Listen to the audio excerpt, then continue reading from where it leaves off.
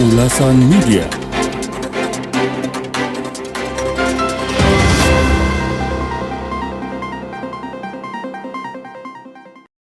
Rekan Dakta, kami sudah tersambung dengan Bapak Lahyanto Dadi. Assalamualaikum Pak Lahyanto. Waalaikumsalam warahmatullahi wabarakatuh. Apa kabar, Ulfiana? Alhamdulillah. Pak Lahyanto kabar baik juga ya? Alhamdulillah baik sekali. Kita Alhamdulillah. keliling terus balik Jakarta. Kemarin udah langsung dapat kabar dari Pak Oh Prabowo iya, eh, benar. ingin mengubah aturan pilkada. Gara-gara Ridwan Kamil kalah di Jakarta, apalagi ini supaya bisa dia menang. Pilkadanya aturannya mau diubah untuk ke depan. Baik. Gitu. Jadi ya ini apa namanya? Menghambat demokrasi, tidak sesuai dengan hati nurani rakyat. Gitu. Ya. Ini kan kita setelah reformasi sudah mengubah menjadi pemilihan langsung. Ya kan kita ketahui pada 2007 masih DPRD gitu. 2012 ya pilkada DKI dan daerah lain yang sudah langsung menyusul langsung gitu. Jadi ketika itu saya ingat benar calon-calon gubernur sekarang lu sogok tuh rakyat kalau mampu, begitu banyak rakyat yang harus sogok gitu kan. Iya. Dan benar akhirnya memang mereka mengeluarkan biaya sangat besar gitu. Yang pada akhirnya Pak Prabowo mengatakan iya nih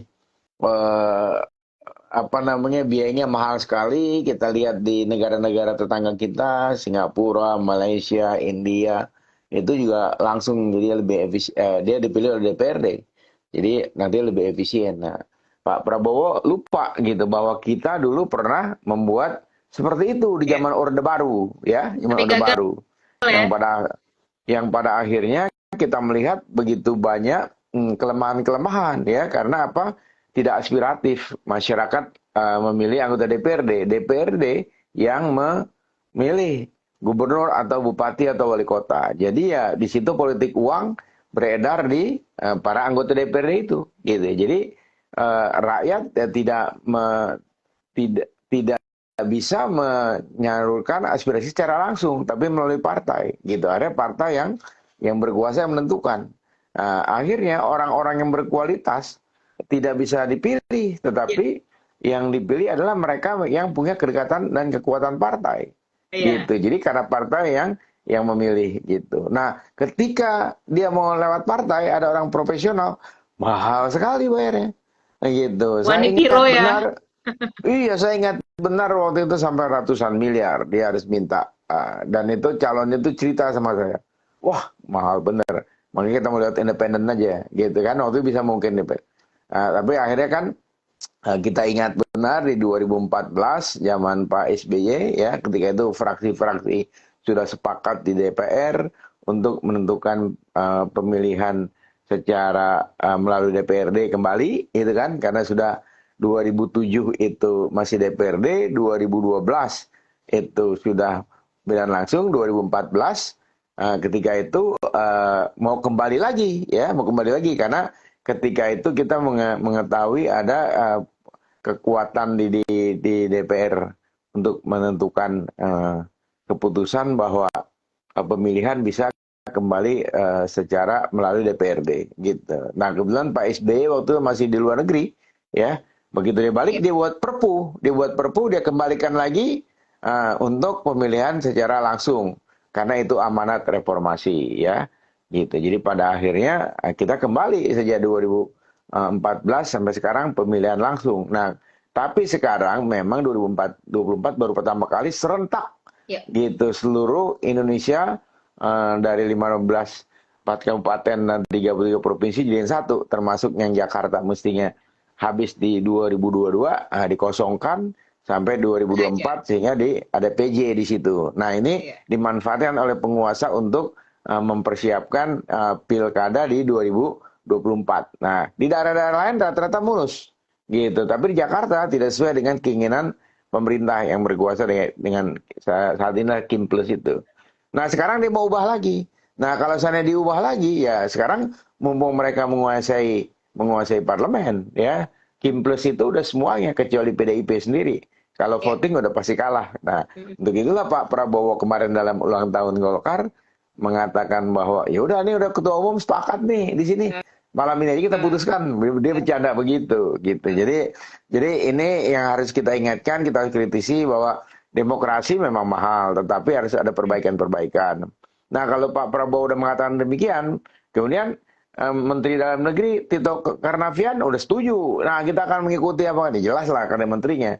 Nah, KPU pun karena KPU-nya saat ini lebih banyak dikendalikan oleh penguasa, dia bilang ini udah sesuai aturan gitu. Tapi kalau mau nanti pun langsung mau lewat DPRD, dia bersedia melakukan itu.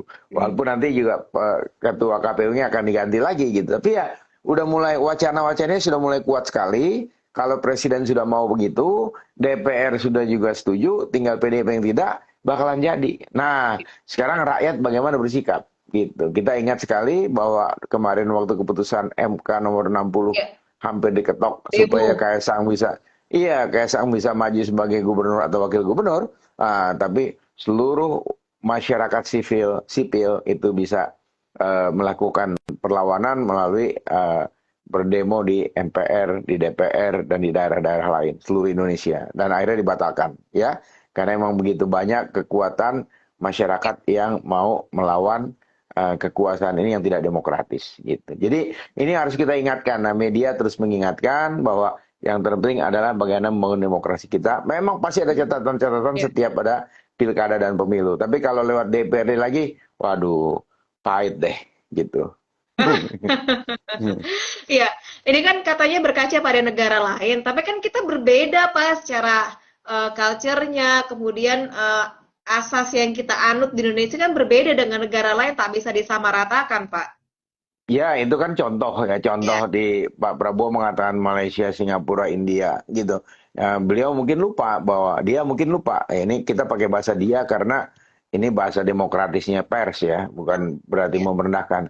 Berbeda dengan Megawati yang mengatakan si Bahlil, itu kurang elok ya, walaupun Bahlil juga banyak yang tidak setuju, dia masih muda. Tapi Ibu Megawati mengatakan begitu juga kurang elok gitu. Artinya apa? Artinya ya mesti saling menghormati antar sama partai gitu. Bayangkan kalau nanti si Bahlil bilang kepada si Mega, orang akan ribut gitu. Tapi kalau dalam bahasa demokratis ya saya mengajar bahasa jurnalistik gitu. Kalau memang presiden ya sebut Prabowo, ya Jokowi, ya SBY, nggak pakai bapak. Nah itu bahasa jurnalistik. Ya ini bagian dari edukasi ya gitu. Jadi bahasa yang demokratis. Bukan berarti kita kurang sopan gitu. Itu bahasa pers, bahasa wartawan yang memang dijamin oleh ketentuan etika pers ya, termasuk bahasa jurnalistik itu. Berbeda dengan bahasa ilmiah, beda dengan bahasa pidato, beda dengan bahasa lisan yang lain gitu. Jadi kembali ke itu sedikit saya singgung mengenai itu agar ada pemahaman. Jadi Prabowo mengatakan keinginan itu ya wajar, dia sedang berkuasa, dia sudah punya parlemen yang kuat ya didukung itu, sehingga dia akan mengatakan bahwa lebih bagus kita pemilihan lewat DPRD karena lebih murah. Jadi dananya itu bisa digunakan untuk yang lain, untuk irigasi segala macam. Dia lupa bahwa yang paling prinsip adalah bagaimana membangun demokrasi kita. Walaupun kita ya masih pasti ada perdebatan lagi nantinya. Tapi ini kan sudah kita lakukan selama 10 tahun. Ini yang terbaik. Ya, saya ingat benar pesan-pesan dari calon gubernur bahwa memang mahal sekali, tetapi apakah dia mampu menyogok daripada calon-calon pemilihnya, dan ternyata mampu. Orang Indonesia ini kaya-kaya ya, gitu, bisa ratusan miliar bahkan triliunan gitu hanya untuk kepentingan pilkada gitu, dan biaya partai besar, biaya perorangan besar. Nah, tapi kalau nanti dia lewat DPRD ya, yang memainkan uang mereka aja yang ada di dewan gitu. Berbeda dengan jadi kalau boleh agak sedikit bercanda ya, rakyat sekali-sekali menerima duit atas serangan pajar juga gitu kalau melalui gubernur. Tapi jangan, itu tidak boleh. Cuma artinya apa? Itu artinya rakyat ini juga harus terlibat secara penuh, secara utuh, ya lakukan gitu. Nah, sekarang udah dimulain contoh sampai ke RW, sampai ke RT, masa mau balik lagi gitu kan. Sekarang RW RT aja udah bagus secara langsung ya, mereka yang mau melakukan kampanye door to door dari rumah ke rumah kelihatan gitu. Nanti pun begitu gubernur. Sekarang bayangkan, ini kan dahsyat nih kalau untuk mengacu kepada Pilkada Jakarta, Mas Pramono Anung Wibowo ini kan nggak dikenal sama sekali, dari 0%, 1% naik. Dia 100 titik dia keliling selama 4 bulan itu. Iya. Akhirnya sampai kepada publik, publik melihat, oh ini pilihan saya. Gitu kan? Iya. Akhirnya dia menang, yang pada akhirnya orang tahu, oh ternyata apa namanya, keunggulan dan kekuatan figur serta program-program yang lebih merayat itu bisa menang ketimbang popularitas yang didukung oleh partai dan punya program yang melangit, gitu kan? Nah, itu sudah terbukti di Jakarta. Di daerah lain pun demikian, gitu. Jadi memang ini udah yang paling efektif ya, walaupun biayanya besar. Nah, itu yang perlu dipangkas nanti, apalagi yang perlu dievaluasi, gitu. Jadi jangan digebah juga, gitu. Baik, Pak, ini juga dicemaskan oleh DPR khususnya Komisi 2 bahwa nanti politik uang lari ke parpol kalau gubernur dipilih oleh DPRD nih Pak. Ya itu udah kita lakukan zaman Orde Baru, ya Iya. kan, sampai tahun 2007, gitu. Ya semua DPRD kaya raya, ya Iya. gara-gara apa ya? Berani berapa?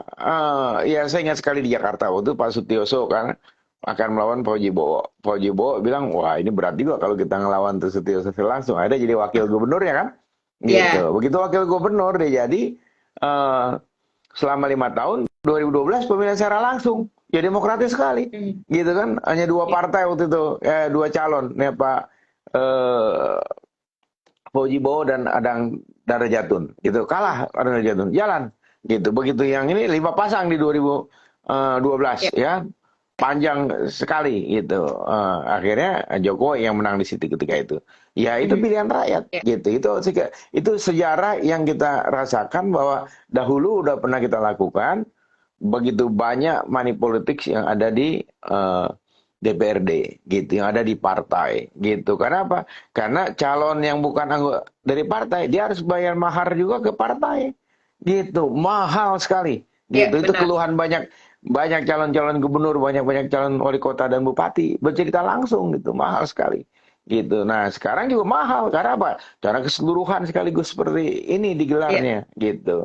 Jadi memang semua ada plus minusnya, tapi yang paling utama adalah bagaimana membangun demokrasi sehingga rakyat bisa terlibat secara langsung, gitu. Baik, tentunya kan masyarakat juga ada yang setuju dan tidak setuju nih Pak, karena kan setuju kalau sesuai dengan aspirasi masyarakat, kalau DPR-nya bisa dilobi mungkin nggak mau. Ada juga yang setuju karena menghemat anggaran. Tentu kalau kita lihat juga banyak plus minusnya ya Pak ya. Ya ini begini, Pak Prabowo ini merasa udah benar-benar ingin menguasai seluruh daerah, ya. Kemudian kalau nanti di 2029 dia akan maju lagi, tentu juga ingin didukung oleh seluruh kepala daerah. Nah sekarang kan belum semua kepala daerah, ya terutama Jakarta. Jakarta ini kan juga pada akhirnya ingin 2 putaran, gitu. Tapi begitu Pak Prabowo dapat kabar, wah ini udah berat walaupun 2 putaran, nggak jadi, gitu kan. Ridwan Kamil pulang kampung dia.